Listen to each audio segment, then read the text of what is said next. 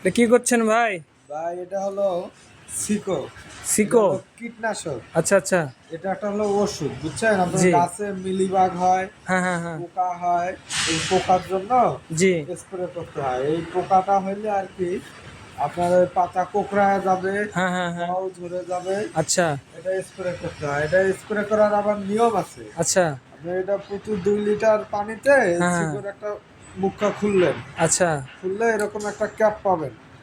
আচ্ছা আচ্ছা। ওই হ্যাঁ হ্যাঁ, ক্যাপ ক্যাপে ক্যাপ।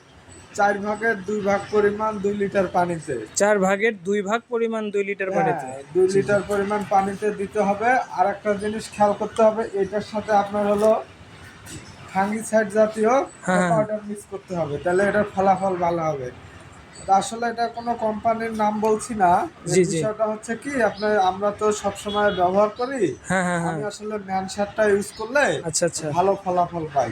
এটা স্প্রে করলে মোটামুটি 1 সপ্তাহের ভিতরে হ্যাঁ হ্যাঁ ভালো হ্যাঁ। একটা ফলাফল পাবেন। অনেক গাছে ফল। তবে হ্যাঁ, এটা ফির স্প্রে করার একটা নিয়ম আছে। আচ্ছা, এটা কিরকম? স্প্রে করতে হবে পরন্ত বিকালে, যখন অল্প রোদ থাকে। অল্প রোদ, এই যে হ্যাঁ, যেমন এইরকম হ্যাঁ, বিকালবেলা। হ্যাঁ। যদি আপনি আচ্ছা আবার আচ্ছা। কড়া রোদে স্প্রে করেন, হ্যাঁ হ্যাঁ। পাতা জ্বলে যাবে। ও আচ্ছা আচ্ছা। কড়া বেশি রোদে রোদ স্প্রে পেলে, করতে হ্যাঁ হ্যাঁ হবে হ্যাঁ। না। আবার পরিমাণ যে বেশি দিবেন, হ্যাঁ হ্যাঁ হ্যাঁ। এটাও কিন্তু করা যাবে না। বুঝতে আবার পারছি। দেখবেন যে একবার স্প্রে করে একটু পোকা গেছে, হ্যাঁ হ্যাঁ। মনের খুশিতে বারবার স্প্রে করবেন, হিতে বিপরীত হবে। বুঝতে পারছি, মানে সপ্তাহে সঠিক যেটা একবার সেটাই স্প্রে করতে করতে হবে। হবে। জি জি, ঠিক ধন্যবাদ ভাই, আছে ঠিক ভাই। আছে ভাই, ধন্যবাদ।